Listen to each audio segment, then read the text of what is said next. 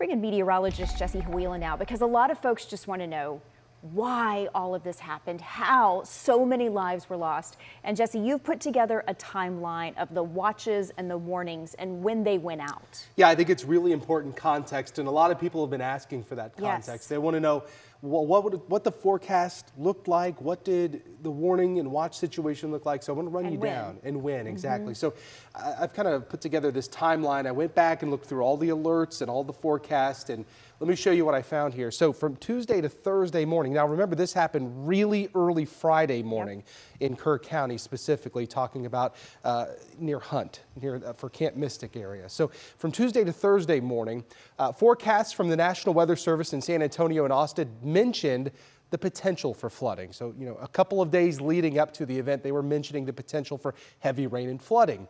At 1:18 in the afternoon Thursday, so this would be the afternoon before this happened, a flood watch was issued through Friday morning.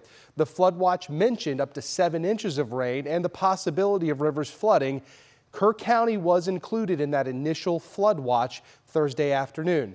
By 6:10 Thursday evening, a special discussion was issued. What this means is it's just an area highlighted, an area of interest where the forecast is becoming a little bit more clear and the dynamics of what might take shape become a little bit more obvious. And some of the things mentioned in that discussion were things like concerning trends, flash flooding likely, rainfall rates higher than 3 inches per hour.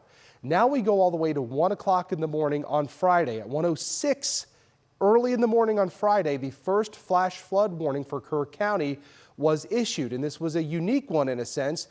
The tag of considerable was issued with this warning. Now, what does that mean? When the National Weather Service puts in considerable or catastrophic or devastating into these tags or in these warnings, that typically triggers the wireless emergency alerts on cell phones.